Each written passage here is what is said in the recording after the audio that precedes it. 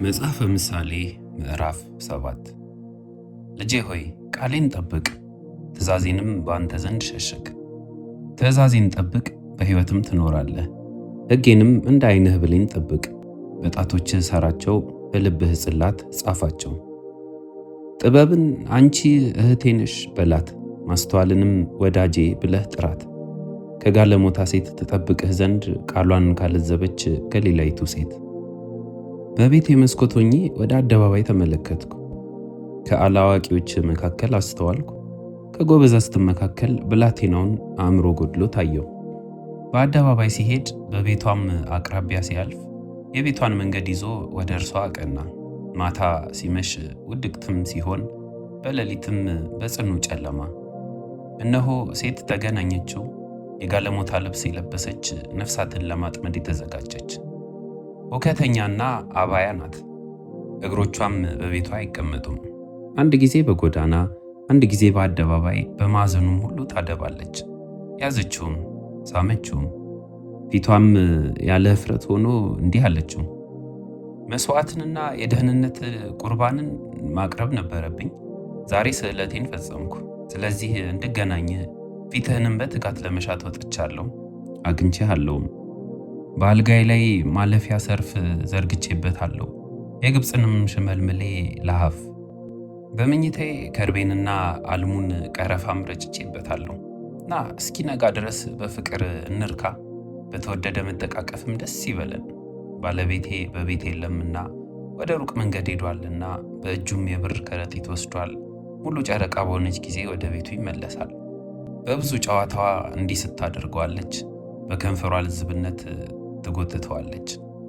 እርሱ እንዲህ ስቶ ይከተላታል፣ በሬ ለመታረድ እንዲነዳ፣ ውሻም ወደ እስራት እንዲሄድ፣ ወፍ ወደ ወጥመድ እንደሚቸኩል፣ ለነፍሱ ጥፋት እንደሚሆን ሳያውቅ ፍላጻ ጉበቱን እስኪሰነጥቀው ድረስ። ልጆቼ ሆይ አሁን እንግዲህ ስሙኝ፣ ወደ አፌም ቃል አድምጡኝ። ልብህ ወደ መንገዷ አያዘንብል፣ በጎዳናዋ አትሳት።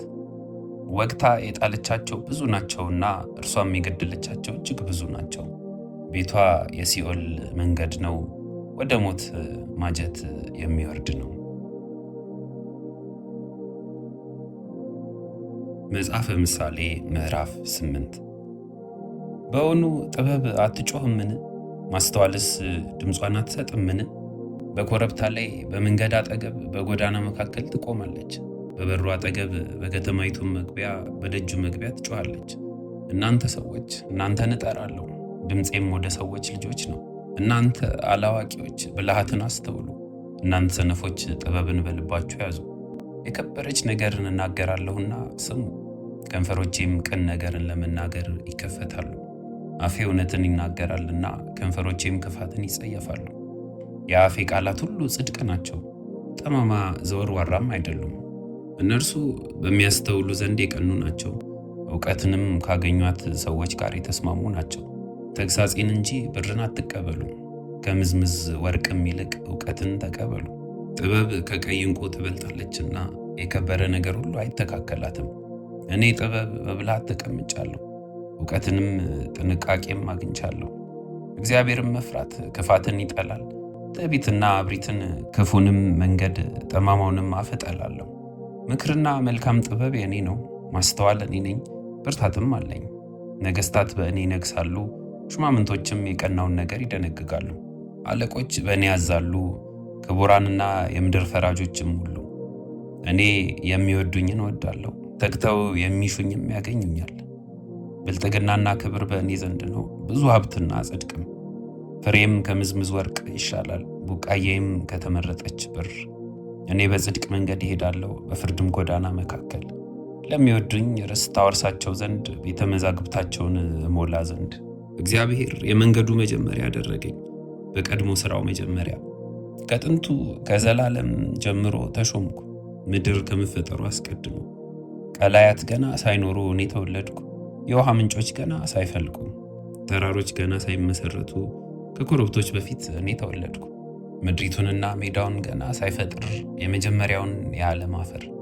ሰማዮችን በዘረጋ ጊዜ አብሬ ነበርኩ። በቀላያት ፊት ክበብን በደነገገ ጊዜ፣ ደመናትን በላይ ባዘጋጀ ጊዜ፣ የቀላይን ምንጮች ባጸና ጊዜ፣ ለባህርም ዳርቻን በወሰነ ጊዜ ውሃ ከትእዛዙ እንዳያልፍ የምድርን መሰረት በመሰረተ ጊዜ የዚያን ጊዜ እኔ በእርሱ ዘንድ ዋና ሰራተኛ ነበርኩ። ዕለት ዕለት ደስ አሰኘው ነበር፣ በፊቱም ሁል ጊዜ ደስ ይለኝ ነበር። ደስታይም በምድሩ ተድላይም በሰው ልጆች ነበረ። አሁንም ልጆቼ ሆይ ስሙኝ፣ መንገዴንም የሚጠብቁ ምስጉኖች ናቸው። ትምህርቴን ስሙ፣ ጠቢባንም ሁኑ፣ ቸል አትበሉ። የሚሰማኝ ሰው ምስጉን ነው።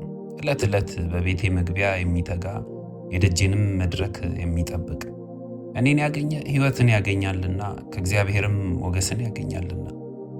እኔን ያጣ ግን ራሱን ይጎዳል። የሚጠሉኝ ሁሉ ሞትን ይወዳሉ። መጽሐፈ ምሳሌ ምዕራፍ 9 ጥበብ ቤቷን ሰራች፣ 7ቱንም ምሰሶቿን አቆመች። ፍሪዳዋን አረደች፣ የወይን ጠጇን ደባለቀች፣ ማዕዷን አዘጋጀች። ባሪያዎቿን ልካ በከተማይቱ ከፍተኛ ስፍራ ላይ ጠራች። አላዋቂ የሆነ ወደዚህ ፈቀቅ ይበል፣ አእምሮ የጎደላቸውንም እንደዚህ አለች፣ ኑ እንጀራዬን ብሉ፣ የደባለኩትንም የወይን ጠጅ ጠጡ። አላዋቂነትን ትታችሁ በሕይወት ኑሩ፣ በማስተዋልም መንገድ ሂዱ። ፌዘኛን የሚገስጽ ለራሱ ስድብን ይቀበላል፣ ኃጥእንም የሚዘልፍ ነውርን ያገኛል።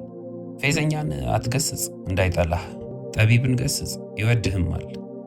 ለጠቢብ ሰው ትምህርትን ስጠው፣ ጥበብንም ያበዛል። ጽድቅን አስተምረው፣ እውቀትንም ያበዛል። የጥበብ መጀመሪያ እግዚአብሔርን መፍራት ነው፣ ቅዱሱንም ማወቅ ማስተዋል ነው። ዘመንህ በእኔ ይበዛልና የሕይወትህም ዕድሜ ይጨምርልሃልና። ጠቢብ ብትሆን ለራስህ ጠቢብ ትሆናለህ፣ ፌዘኛም ብትሆን ፌዘኛነትህን ለብቻ ትሸከማለህ። ሰነፍ ሴት ሁከተኛ ናት፣ ሐሳብ የላትም፣ አንዳችም አታውቅም። በቤቷ ደጅ በከተማይቱ ከፍተኛ ስፍራ በወንበር ላይ ትቀመጣለች። በመንገድ የሚያልፉትን አካሄዳቸውንም ያቀኑትን ለመጥራት አላዋቂ የሆነ ወደዚህ ፈቀቅ ይበል። አእምሮ የጎደለውን እንዲህ አለች፣ የስርቆት ውሃ ይጣፍጣል፣ የተሸሸገም እንጀራ ደስ ያሰኛል። ነገር ግን እርሱ ሙታን ከዚያ እንዳሉ አድመኞቿም በሲኦል ጥልቀት እንዳሉ አያውቅም።